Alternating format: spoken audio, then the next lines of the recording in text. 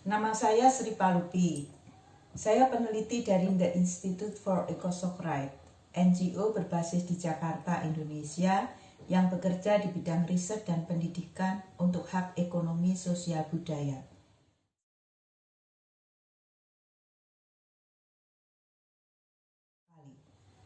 Cerita itu menggambarkan dengan sangat hidup narasi kekalahan seorang ebak dan masyarakat desa di pedalaman Sumatera Selatan.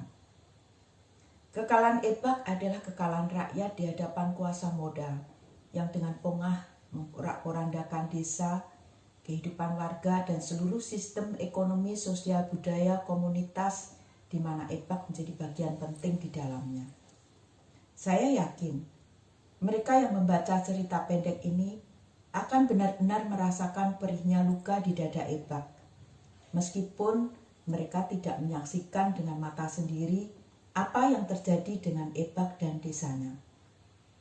Bagi saya sendiri, luka di dada ebak memanggil ingatan tentang begitu banyak luka-luka lain yang dialami jutaan petani, masyarakat adat, komunitas-komunitas kampung kota, dan manusia-manusia lain di seluruh provinsi di Indonesia. Berjuta warga, lukanya mungkin tidak tampak oleh mata kita, seperti hanya luka di dada ebak. Luka itu ada pada mereka yang terpaksa menjual atau menyerahkan tanahnya karena desakan kebutuhan, atau karena tergiur oleh janji-janji muluk perusahaan, atau karena terperangkap tipu daya para rentenir dan maklar. Tidak terhitung pula warga yang lukanya begitu dalam dan tak terbayangkan bagaimana mereka bisa bertahan dengan luka semacam itu. Ada yang perutnya robek dan roboh oleh senjata tajam preman bayaran perusahaan. Ada yang keluarganya dibakar hidup-hidup. Ada juga yang dianiaya dan dipenjarakan tanpa kesalahan. Ada yang rumah dan seluruh pemukiman di kampungnya dibakar. Ada yang dipaksa meninggalkan desanya yang hilang ditelan tambang atau sawit atau proyek-proyek pembangunan. Ada yang meregang nyawa di tangan aparat bersenjata dan lainnya. Luka-luka yang dalam itu terjadi karena mereka menolak untuk dipaksa kalah, meski pada akhirnya mereka menyerah kalah. Dalam hal luka, kondisi Indonesia sangatlah buruk dan akan semakin buruk.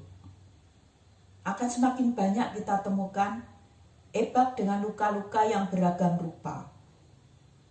Sebab para pengurus republik sedang gencar memburu rente dengan membuat undang-undang cipta kerja atau Omnibus Law. Undang-undang ini mempercepat, memperluas, dan mempermudah investasi dengan mengabaikan hak-hak dan keselamatan warga. Bila undang-undang ini dipaksakan untuk diberlakukan, akan terjadi pengambil alihan tanah, perampasan ruang hidup, dan sumber-sumber ekonomi rakyat secara masif, entah dengan siasat atau dengan kekerasan. Di tengah deraan narasi kekalahan kita tetap bisa menemukan adanya kemenangan. Komunitas adat Kedang dan Leragere di Lembata NTT misalnya.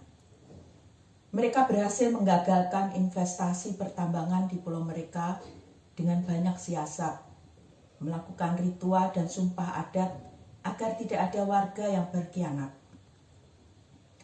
Warga bersepakat untuk melawan dan menolak kalah. Komunitas adat di Delang, Kalimantan Tengah masih bisa bertahan meskipun mereka terus-menerus digempur oleh bujuk rayu perusahaan tambang, perusahaan sawit, dan HTI yang hendak mengambil alih hutan dan lahan mereka. Di saat desa-desa di sekitarnya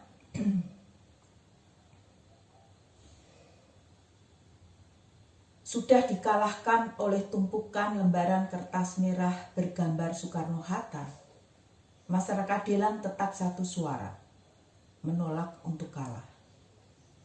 Komunitas adat di Pulau Sumba NTT berhasil membatalkan investasi pertambangan emas yang membongkar hutan lindung mereka.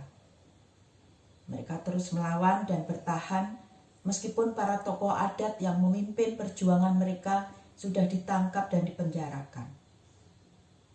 Sebagaimana Daud melawan raksasa Goliat, satu komunitas kecil di Manggarai Timur, NTT, yang berpuluh tahun menjadi kuli di perusahaan tambang, mampu bangkit berdiri dan bersepakat untuk berhenti bergantung hidup dari perusahaan tambang dan memutuskan untuk membebaskan desa mereka dari tambang dengan strategi blokade. Dan mereka menang. Bahkan seorang perempuan di pedalaman Timur Tengah Selatan NTT memilih untuk bertahan meski dihujani kekerasan dan paksaan untuk menyerah kalah. Kemenangannya memberi inspirasi bagi komunitas-komunitas lain untuk bertahan dan melawan. Saya yakin masih banyak kemenangan-kemenangan lain yang belum banyak diungkap dan dituturkan. Di tengah situasi yang kian sulit dan narasi kekalahan yang kian mendominasi, saatnya kita turut memikirkan dan memperjuangkan cara bertahan dan berlawan. Salah satunya adalah dengan mengangkat dan menyebarkan secara lebih luas narasi kemenangan, betapapun kecilnya kemenangan itu. Dengan cara itu, mungkin kita tetap bisa merawat harapan.